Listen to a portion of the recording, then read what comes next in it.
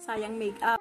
Bibigyan ko kayo ng 3 tips bago kayo mag-start sa diet nyo. 1, kainin nyo na lahat ng gusto nyong kainin, B. Kasi syempre, kapag kahit anong klaseng diet pa yung pipiliin nyo, kung low carb ba yan, keto ba yan, or kung magka-calorie deficit kayo, marami talaga kayong sasacrifice na mga food or ililimit na food. Kaya dapat, bago kayo mag-start ng diet, kainin nyo na lahat ng gusto nyo kainin para at least, pag nag-start na kayo, wala na kayo may isip na sana kinain ko yung ganito, ganyan. At saka hindi kayo masyado mag-crave at saka matitempt na tumikim ng mga pagkain na hindi makakatulong sa diet natin.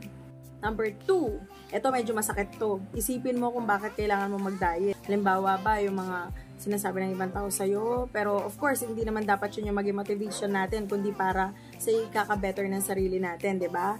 Halimbawa, meron ka sakit, or gusto mo na talaga na gumaan yung pakiramdam mo. Katulad ko, dumating na ako sa point na pati yung pag-upo ko lang, pagsintas lang ng sapatos ko, nahihirapan na ako. Kaya, yun, napagdesisyonan ko talaga na mag-start na ng diet. Pero syempre, alam naman natin may impact pa rin syempre kapag ka merong nasasabing ibang tao sa'yo, di ba?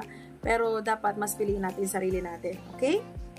Number 3, pag-aralan mo kung anong klaseng diet pa talaga yung gusto mo para at least hindi ka urong-sulong sa huli. Kumbaga, kung gusto mo ba na low carb, pag-aralan mo kung ano ba yung mga food na ay low carb. Ganyan, kung calorie deficit, pag-aralan mo mabuti kung paano ba kinukuha yung mga calories, ganyan. Mag-research ka na muna, tapos maghanap ka ng inspiration mo para at least ma-motivate ka na ituloy yung diet mo. See you on next video!